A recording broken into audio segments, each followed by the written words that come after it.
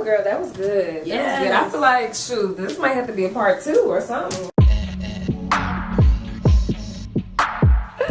This could be good.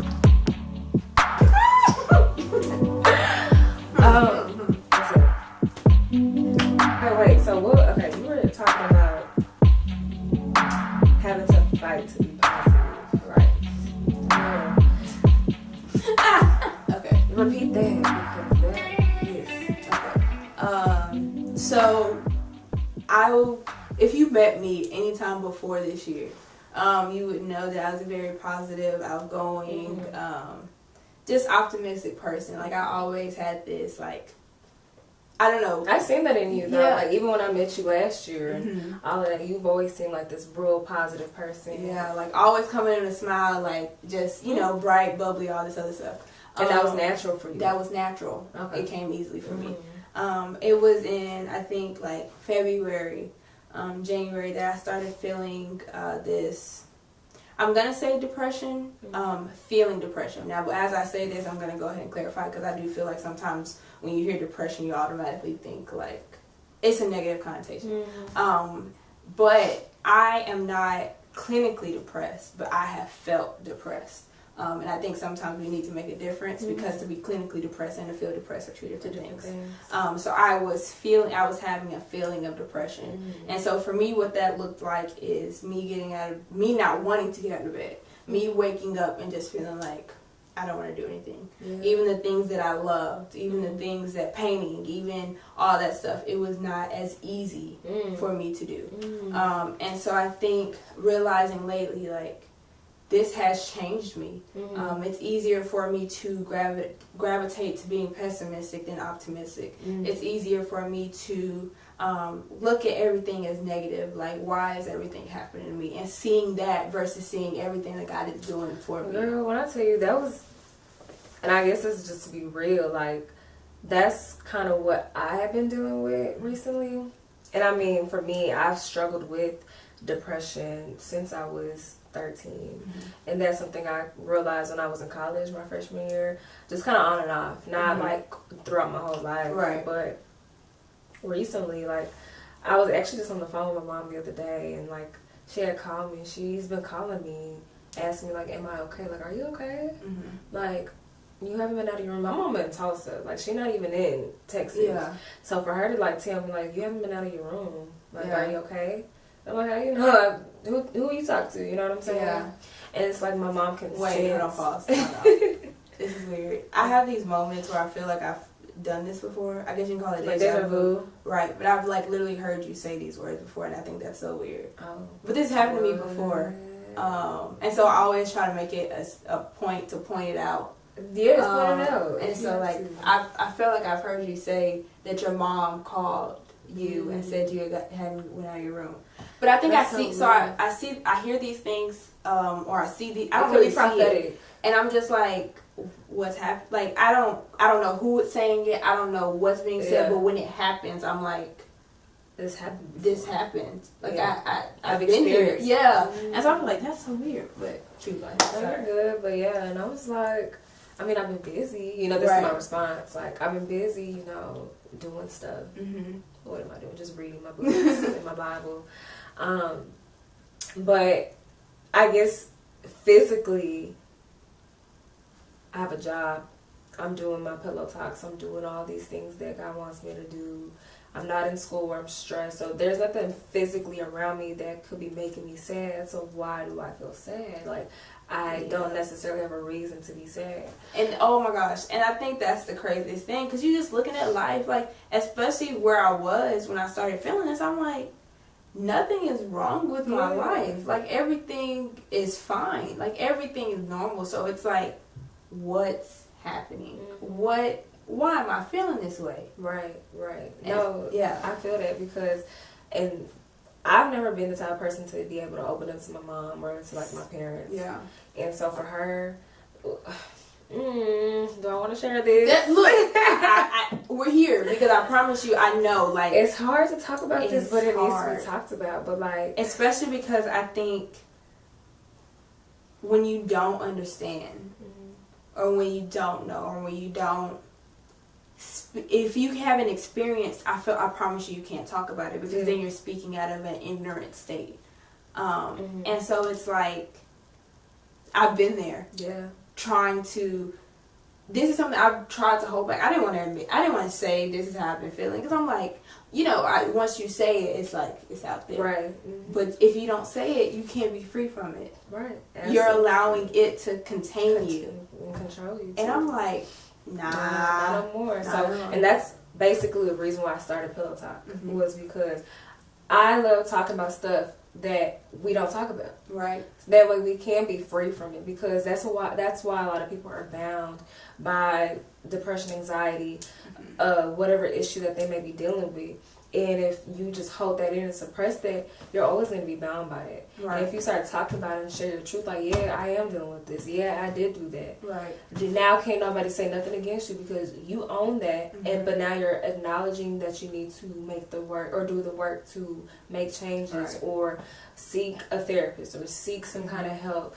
Do what you need to do to resolve what it is that you're going through. Yeah. And even seeing God in this area, right? Because it's like, we don't have a God that hasn't, Jesus has experienced everything, right? We don't have a God that's just one-sided. No, he sent himself in human form to basically experience everything that we've experienced. Yeah. And so it's like, God, how do you comfort me in this?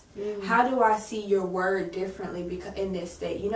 Because of where I am now, I'm going to read something completely different than when I read it a year ago. Yeah. So seeing like, all right, God, show me you in this season of my life. Show me you in a different way. Because how I see him now, as a comforter, as a restorer, I didn't see him as a restorer last year, because not that I didn't need to be restored, but that's not something I was seeking or something that I was praying for. Yeah. But now that I know I need to be restored, I'm seeing him literally restore me. And knowing that it's like a day-to-day restoration. Yeah. It's not an overnight thing. It's not, it's like, okay, God, show me today. Show me what you need to show me today. And realizing, like you said, this feeling of depression, it's not I can wake up one day and be fine, right? And everything go perfectly fine. Yes. And the next day, it's just like, what's wrong with me? What's wrong? I can't get out of bed. And I think it's really an epidemic that's going on in this world. Yep. A lot of people are experiencing this same feeling of waking up one day and everything's perfect. Everything, like, you were productive. You were able to get all the things you need to get done. And then tomorrow you wake up and you're like, well, what's the point of me being here? And that's a dark place to be in. It's really dark to be in a place where you were just enthusiastic one day and the next you're thinking about suicide, or you're thinking about things that are not healthy. Right. And I think even so I haven't been suicidal, and I praise God for that. I have not personally been suicidal. But I know how people get to that place. Before, I would be that person speaking out of ignorance. Like, oh, why would somebody ever want to kill themselves? Like, that doesn't make sense. But it's like, now I can say, now I do not personally feel suicidal. But I can see how a person would get to that point. Because even if we look at, we ask God to remove this feeling, right? And Jesus did the same thing. God, remove this cup from me. Yes. Take this away from me. Because there's another way. If there's another way. And it's like, but Jesus still had to go through that. Jesus. So if God allowed his own son to feel what he was feeling, or to bear what he was feeling, how greater are we for him to do, take that away, as if that this is not a part of our growing experience, So it's like, even looking at Jesus in a way of wow, you're really like me. I'm really you really feel what I'm feeling, and that makes me want to follow you even more. Yes, absolutely. And notice that after that dark place he was in came his glory. You know what I'm saying? He had to go and face the cross, and he had to defeat the enemy in hell, but then came his glory, came his promise, came what God has said from the beginning that he wanted to do. And God doesn't want to leave us Right. He's not going to leave us in it. This is not a forever. Mm-hmm. This is just the moment. Yeah. Even with, I'm sorry. No, go ahead. Even with Jesus on the cross, I'm about like, why have you forsaken me? You know, we get to a place where we feel like God has forsaken us. But God has not forgotten about us. God has not abandoned us. God knows exactly what he's trying to do. And he's trying to redeem all of us. Mm-hmm. And it may have to take sacrificing your son. It may have to take sacrificing how you feel today to use this for his glory, for all his people that he's trying to redeem. And even, I think it's so interesting how, like, when I finally started to admit it to different people, like, this isn't something I broadcasted. This is the first time that I broadcasted it publicly. Okay. But there are certain people who I've talked to, and I think it's interesting that they've most likely experienced it, right?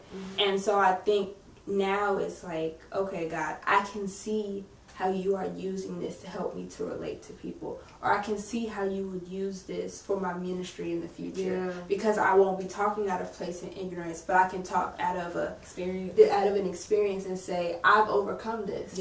Because I will overcome this. This is like I said, this is just a moment thing. And so speaking, like, I can give people hope while not being in it, but also giving people hope while in it. Right. Because finding hope, I think somebody asked me, why do I follow Christ? Follow God, follow Jesus. And that is because he gives me hope. One of my favorite words right now is Maranatha. And it means Jesus is coming. And so that's a word that I see or I think about daily. Like, Jesus is coming. He's not leaving me. There's hope. This won't last always. What I'm going through right now won't last always. He is coming back for me. He is still with me right now. So that's so good. I love that. And this is such a real conversation, and I want people to be able to connect with our stories dealing with depression, and that you're not alone. Right. And you're never alone if you're ever dealing with depression. Please, if you have the means or the opportunity to seek help, seek a therapist, seek a friend, seek someone that you can talk to, because it can get dark. Right. And you don't ever want to get to a place where you are feeling suicidal or thinking about harming yourself in that way. And it is okay to seek therapy. It's okay. I've had to realize that, like, for so long I feel like in my mind therapy was like something you don't do, especially as a Christian. In the black community and as a Christian. A Christian and in the black community. But I remember I was debating whether or not I was going to go to therapy. And I remember my pastor saying, just because you seek a therapist does not mean that you're leaving God. Or just because he said, I can't answer all your questions. I am not equipped to do what a therapist can do. So a therapist is not taking my place, and nor can I take a therapist's place. And so when he said that, I was like, yeah, that's true. And I think there's that stigma that we can just pray it away. Right.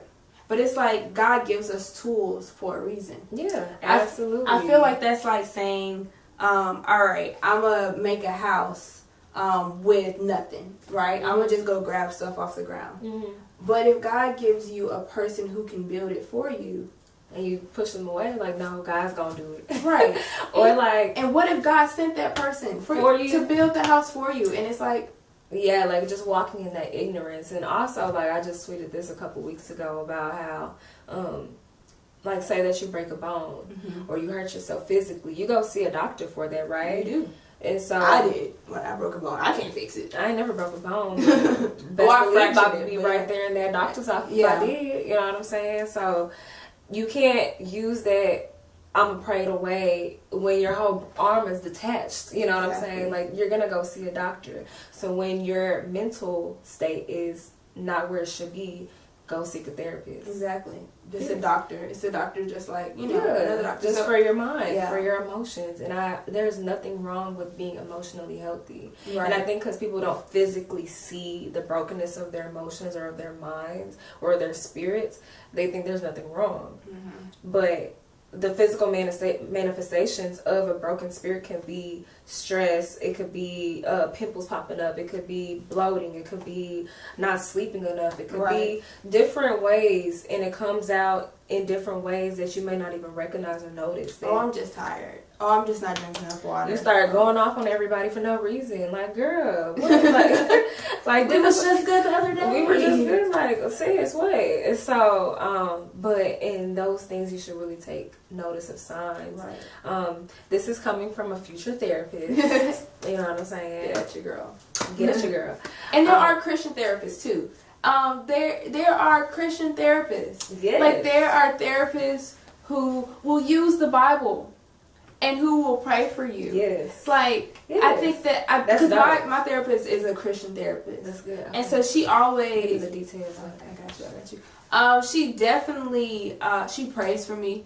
She prays with me before we start. We pray when we leave. We pray. It's just like I don't know. I think a lot of times we don't put practicality as if God is not a practical God, or if God doesn't, like he put these things in our reach just for them to be there, not for us to use them. Absolutely. I had a Christian therapist too, and it was so amazing to be able to connect with someone with the same belief system. That way I can just be completely real, and then know that I'm going to get spiritual feedback and not just some, not saying that any other therapist advice isn't beneficial, but knowing what I need, and there is that person that can meet that need, that's what I'm going to seek. Exactly. So, but no, this is a very well needed talk. Like, Definitely. we need to talk about stuff like this, because people are struggling out there, and like we were saying before, if you are struggling, if you are dealing with something that you need to seek mental attention, seek a therapist. Please seek a therapist. Seek some kind of counseling, because you don't want to be in this alone. And I'm so grateful that you were able to open up and share something so personal like that, because it's hard to talk about stuff like that. It is, yeah. But especially when you have people probably about to watch this, gonna be like, what? You do it? No, not you. Yes. Nah, yes, it's me. It's sometimes, and it's okay. And I'm sure there's going to be one person that watches this video that connects with either one of our stories, or even both of our stories at the same time, and get some sort of motivation or encouragement to know that it is okay to feel what you feel. There's nothing wrong with being depressed, or having anxiety, or feeling a deep sadness that you don't know what to do with. Because I have a whole not a notebook, but a section of my notebook where I research Jesus and depression and just different things, right? And so it's like, I think we automatically associate depression with sin. And I read my Bible, and I don't see depression as being a sin. I don't see being sad as a sin. Because Jesus was sad. Yeah. And Jesus was perfect. He never sinned. So it's like, you're telling me a perfect man who was sad. It contradicts each other. So. And see, that's actually what's the word? That boggles my theology, because I have been taught that anything apart from happiness, joy, peace, love, the positive stuff, is sin. Exactly. And I think that's so interesting too, because I've been realizing too, the more I get on my word, a lot of the stuff that we say in the church is not biblical. It's man. Yeah. It's us. We come up with these things. Yeah. And I'm like, wow, I've been believing this all my life. Yeah. And now you have to unlearn and relearn. Context completely. I'm like, where did y'all even get this from? Like, you literally took a part of a verse. Yeah. And just ran with it. Didn't read the before and the after, just took it and made it throw away, girl. But that's a whole other conversation for another day. We'll sit here in front of this camera all day. But thank you again, Michaela, for being open and sharing your story about depression and just mental health in itself. And like we said before, get help if you need it. Yes, definitely. So I don't know how to end this, because we kind of already ended the video. Subscribe, like. Follow us on Instagram. I'm probably gonna find a way to tie this in between. I think, yeah. I think it's gonna work. Yeah. All right. Well, thank you guys again for watching. And we'll see you at the next one. Bye, y'all.